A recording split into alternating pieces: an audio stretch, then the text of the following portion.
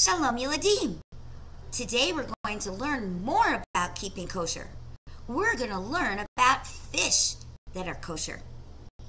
There are lots of fish in the sea, but not all of them are we allowed to eat. How will we know which are the kosher fish?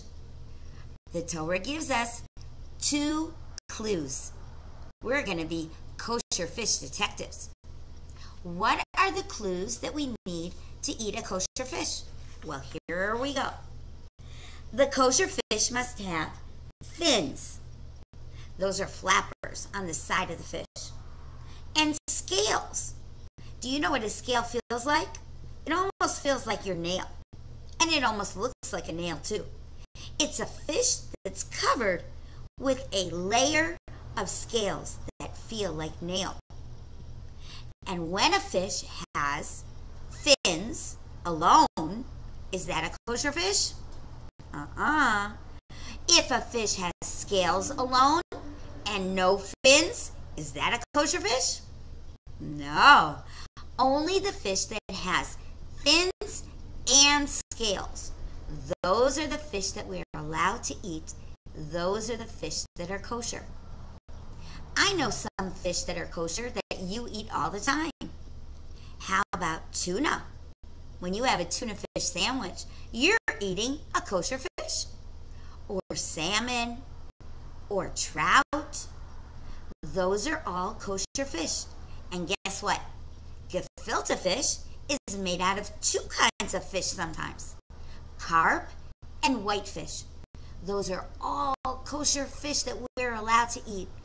And guess what? They're really yummy too. The next group that we're going to talk about, kosher birds. How do we know if a bird is kosher or not? Well, this time, the Torah doesn't make us be a detective at all. This time, the Torah tells us exactly which are the birds that are kosher birds and which are the birds that are not kosher birds and that we may not eat. So let's think about it. What birds do we know that are kosher? Some birds are birds that fly, and some in this group of birds are birds that live on the land.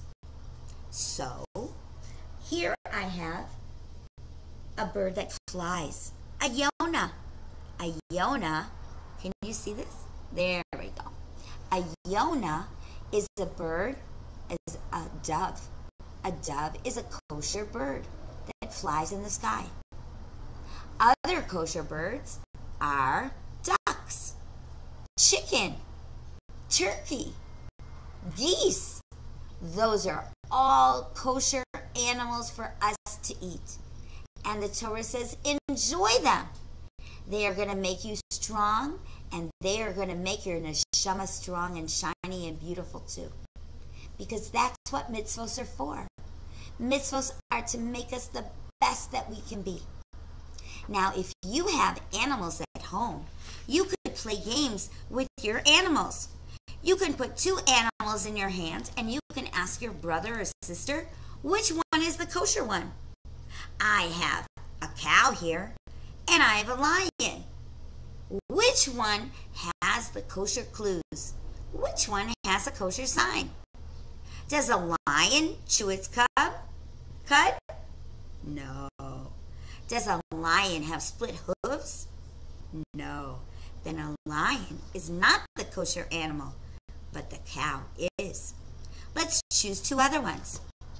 I have a horse and a duck. Which one of them are we allowed to eat? Does a horse chew its cud? Does a horse have split hooves?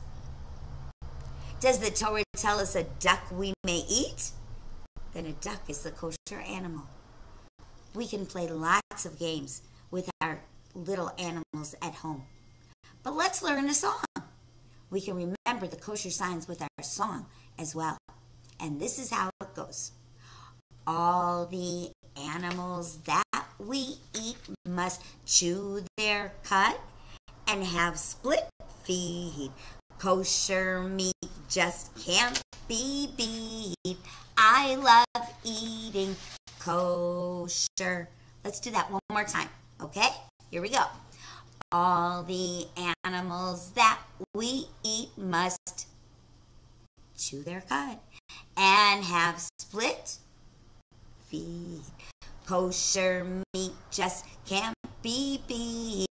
I love eating kosher. So every time you're in the market, only eat food with a kosher sign on it. It's good for me and it's good for you. And Hashem, He loves it too.